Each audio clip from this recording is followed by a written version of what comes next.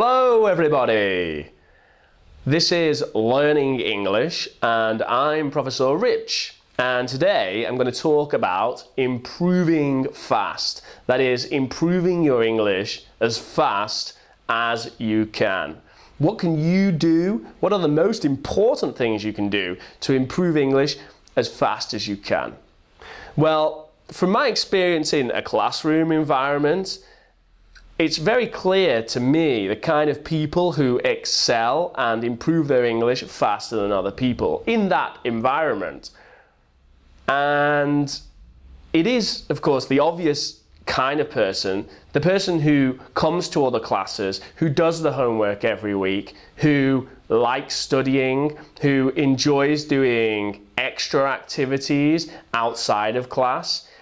This kind of person tends to be quite studious. They like reading. They're quite perfectionist about their grammar. They like doing grammar exercises and they like to study and learn new vocabulary. A lot of the time, this kind of student, the student who is the best in the class and improves the most, is the one who has a vocabulary book. And when I talk about new vocabulary in the classroom, they are often making notes, writing the new vocabulary, using different colored codes for the different words.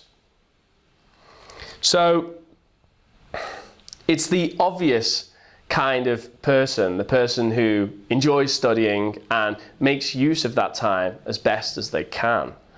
Okay?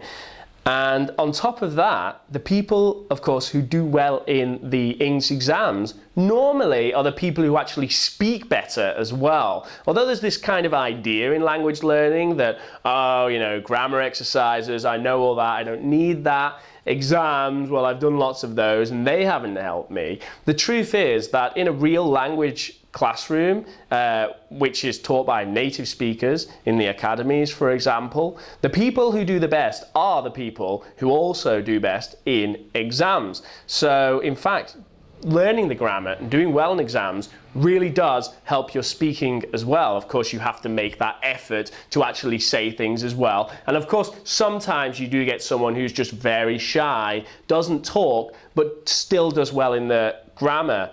However, in my experience, those kind of people are an exception to the rule and they're not very common. Okay, so what is the most important thing that you can do to improve your English? How can you ensure your success in this area? Well, this to me is it's not a very simple question, it's quite an advanced question, but it has a very definite answer, and that answer is you must enjoy what you're doing to learn English. I have absolutely no question about that whatsoever. You must enjoy what you're doing. Now, there's several ways you can look at that. One, you can say, okay, I have to try all these different ways of learning English, and I have to find one of these ways which I enjoy the most. And that's one way of approaching,